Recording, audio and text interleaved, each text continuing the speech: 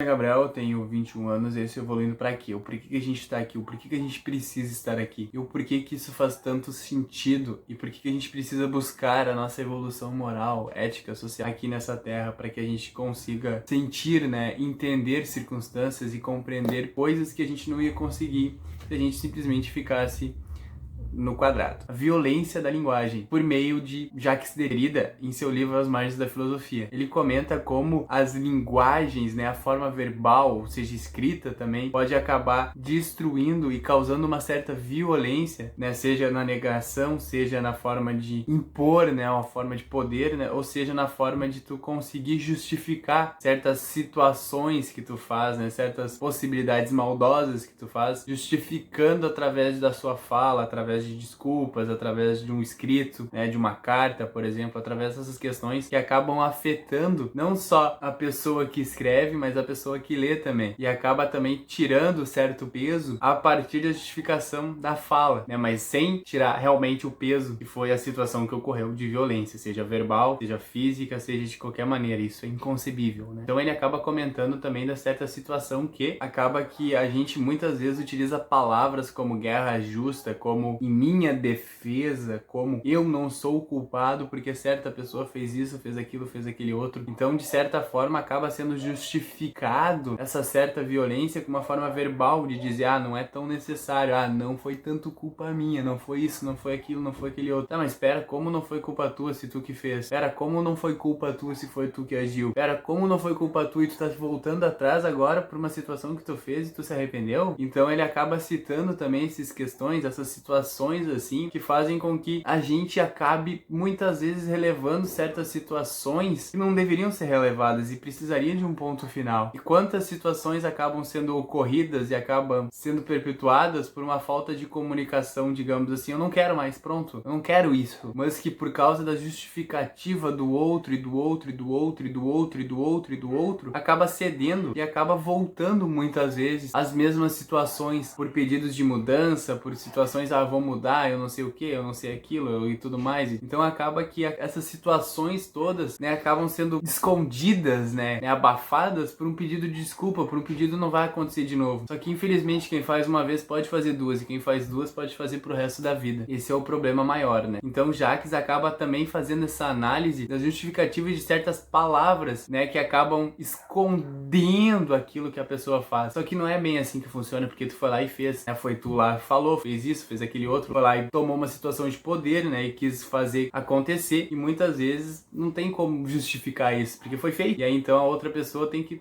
cortar e é isso, em outra saída, digamos assim. Porque ficar justificando, ficar isso, ficar aquilo, acaba que só piora, né? Ele acaba falando até mesmo de Aristóteles e Platão, né, com suas análises nessa questão de poder, né, com a ideia da justiça, com a ideia da política, já também enraizando alguma situação de poder, enraizando alguma questão de é assim, é assado, mesmo que seja de forma racional, mesmo que seja de forma pensada, e muitas vezes de uma forma sem transparecer demais que é aquela situação, mas que acaba também fazendo com que as pessoas em volta não se liguem tanto que aquela pessoa é assim, que aquela pessoa tem que realmente fazer, digamos assim, um tratamento, que aquela pessoa, digamos assim, precisa realmente de ajuda e muitas vezes não tem o caminho. Acaba fazendo certas situações que muitas vezes ela nem queria, por uma falta de coesão do outro, digamos assim, de ter essa nuance, essa contabilidade, essa análise detalhada de certos discursos, de certas falas, de certas conversas, né, de certas escritas que o outro fala, impondo uma certa violência,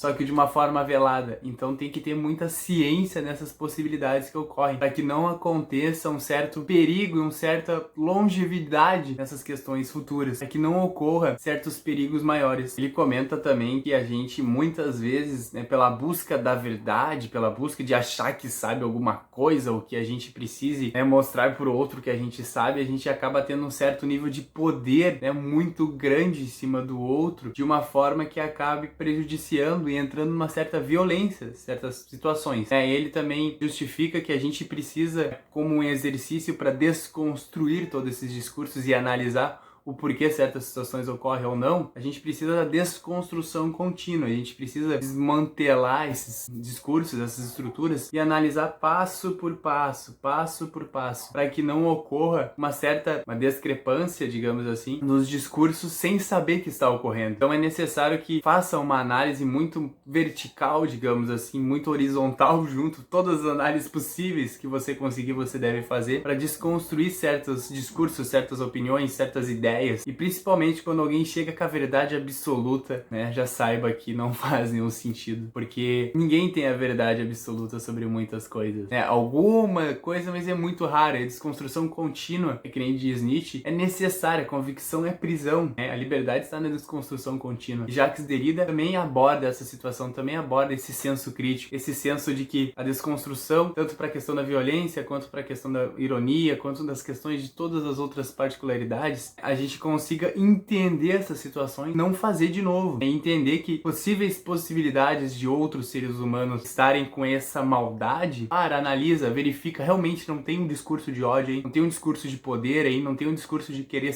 que eu tenha a verdade, que eu sei isso, que eu sei aquilo, aquele outro, acabando a entender uma certa relação que muitas vezes pode ser cortada no início, né? Muitas vezes pode ser nem construída, né? Não precisa uma certa construção se tu já entendeu que aquela pessoa já fez 2, 3, 4, 5 discursos de uma forma racional, né? De uma forma muito bem feita, de uma forma quase psicológica, digamos assim, psicopata, né? Num sentido mais absurdo da questão. Então entenda certas situações, certas nuances, desconstrua, principalmente no início de relações, né, com pessoas. Tem esse senso crítico, principalmente no início. Jacques Derrida ainda faz uma certa pergunta persuasiva, uma certa reflexão, né, pra gente entender o que é realmente essas questões da fala e como a gente pode entender e compreender a nossa própria fala para que não ocorra isso, para que não ocorra discursos de ódio na nossa fala de uma forma racional, sem muitas vezes percebida pelos outros. Então é necessário que a gente tenha um cuidado na nossa linguagem, seja verbal, seja por escrita, seja como ela for, né, seja ela de gestos, enfim, qualquer forma que for, e tenha esse cuidado principalmente para que não seja um discurso de ódio velado, que não seja um discurso de violência velado, que não seja um discurso de indiferença velado, porque tudo isso pode causar ao outro situações que a gente não está querendo causar, mas que pode causar por uma falta de cuidado na hora da fala, por uma certa liberdade que tu tem e tu não soube utilizar. Então é necessário que você cuide principalmente quando você for falar as coisas, agir, né, tá? Subjetivo certas situações.